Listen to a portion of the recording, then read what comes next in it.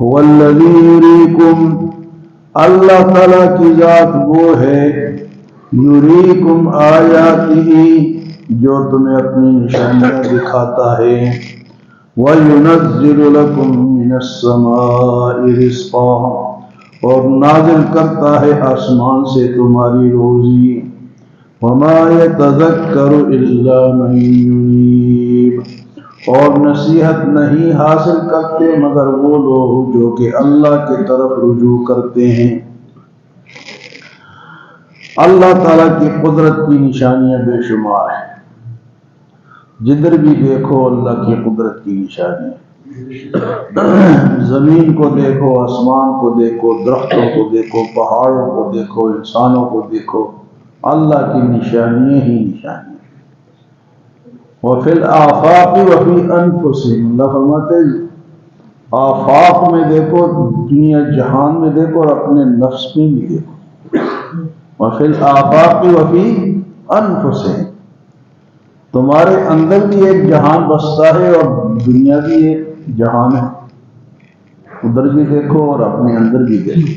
لیکن فرمایا کہ اس سے نصیحت کون حاصل کرتے؟ الا من ينيب، جو چاہتے ہیں کہ ہمیں اللہ ملے، جو اللہ کی طرف رجوع کرنے والے، جو بے پرواہ لوگ ہیں اللہ کو ان کی پرواہ نہیں۔ جس کو اللہ کی پرواہ ہے، اللہ کو تلاش کرنا چاہتا ہے، اللہ فرماتا ہے یہ میری نشانیاں ان کو سمجھ آتی ہیں، الا من ينيب۔ اور فرمایا کہ رزق آسمان سے، وَيُنَزِّلُ لَكُم مِّنَ السَّمَاءِ رِزْقًا وَفِي السَّمَاءِ رِزْقُكُمْ وَمَا تُوعَدُونَ، آسمان سے تمہاری روزی آتی ہے جس کا تم سے وعدہ کیا۔ قُلْ مَن يَرْزُقُكُم مِّنَ السَّمَاءِ وَالْأَرْضِ أَمَّن يَمْلِكُ السَّمْعَ وَالْأَبْصَارَ وَالْأَفْئِدَةَ قَلِيلًا مَا تَشْكُرُونَ۔ تو روزی آسمان سے کس طرح آتی ہے؟ قسمت ہے آپ بندے کی اپنی قسمت، تو اس سے پریشان نہیں ہونا چاہیے۔ بس یہ بندہ سوچے کہ میری قسمت میں اتنا ہی، پریشان کیوں ہو؟ پریشان نہ ہو۔ ایک تو قسمت اللہ کے ہاتھ میں ہے، اور دوسرے آسمان سے بارش بھی آتی ہے، اگر بارش نہ آئے تو زمین سے بھی کچھ نہ نکلے، تو گویا کہ سسٹم اوپر سے۔ ویسے قسمت بھی وہ دیتا ہے اور پانی بھی وہ نازل کرتا ہے جس سے زمین میں یہ اناج اگتا ہے اور وہ ہم کھاتے ہیں۔ فرمایا کہ هو الذی یریکم آیاتہ، اللہ تعالیٰ کی ذات وہ ذات ہے جو تمہیں اپنی نشانیاں دکھاتا ہے، وَيُنَزِّلُ لَكُم مِّنَ السَّمَاءِ رِزْقًا، اور آسمان سے تمہاری روزی نازل کرتا ہے۔ تو دو باتیں ہیں، ایک تو بارش کے ذریعے سے اور دوسرے قسمت کے ذریعے۔ تو اپنے قسمت میں کیا کرنا چاہیے؟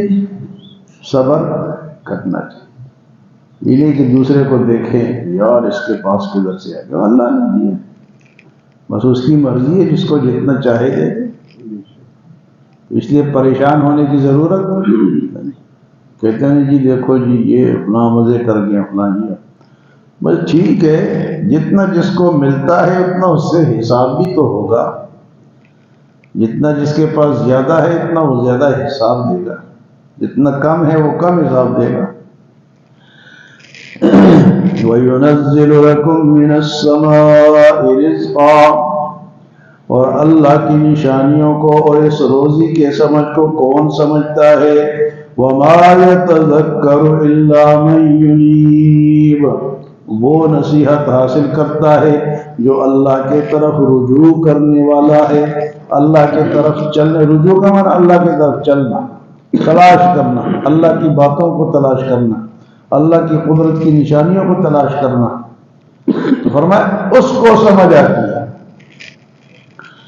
پھر فرمایا جب یہ بات ہے تو فَادْعُوا اللَّهَ مُخْلِصِينَ لَهُ الدِّينَ، پھر صرف اللہ کو پکارو خالص ہو کے، عبادت کس کی کرو؟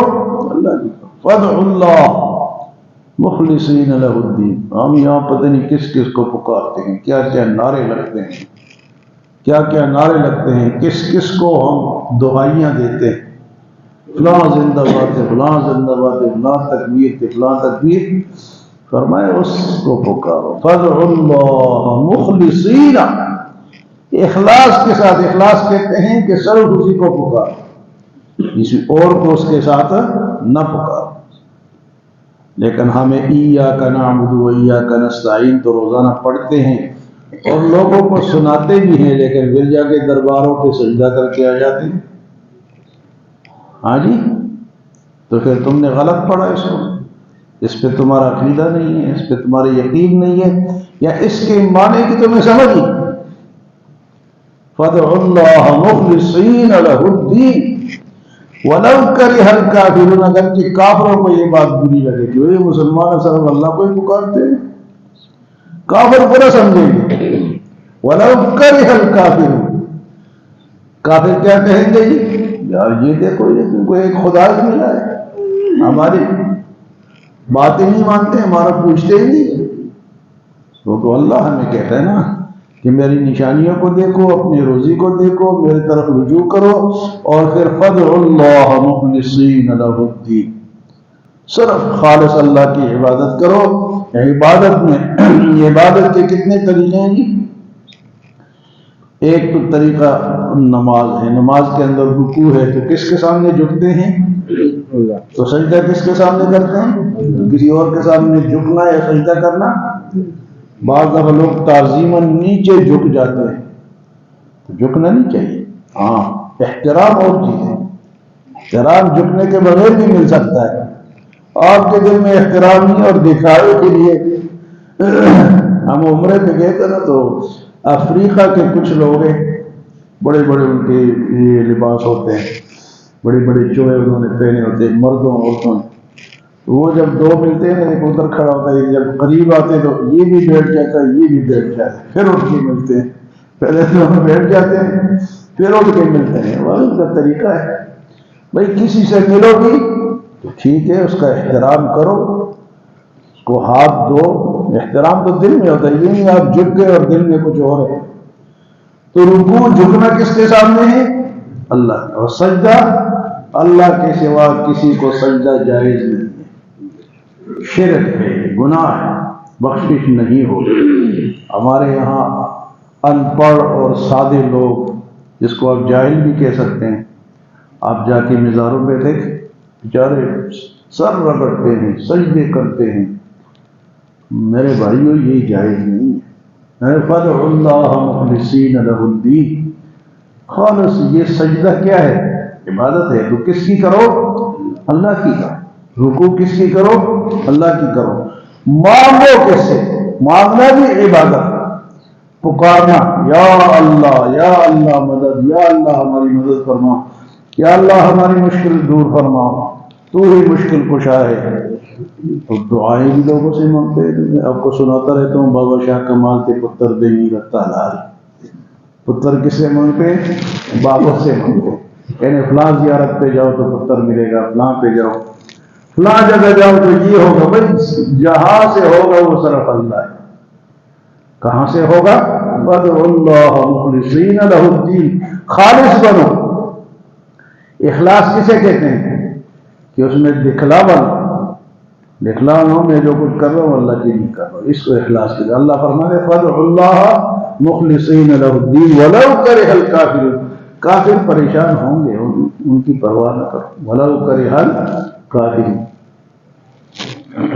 وہ آج کل تو میڈیا نے سب کچھ سامنے کر دیا نا. تو انڈیا میں ایک آدمی پارک میں نماز پڑھ رہا ہے، تو ایک ہندو لڑکا اور لڑکیاں جو اس کو ہٹاتے ہیں، اس طرح یوں کرتے دھکا دیتے ان کو. نہیں کیا کر رہا ہے وہ بیچارہ، لگا ہوا ہے، یہ اس کو دھکے دے رہے ہیں، وہ لگا ہوا ہے اپنے. اس کو تو پتہ ہے کہ میں کس کے سامنے کھڑا ہوں. لیکن ولو کرہ الکافرون، کافروں کو تکلیف ہو رہی ہے، خواہ مخواہ تکلیف ہو رہی ہے.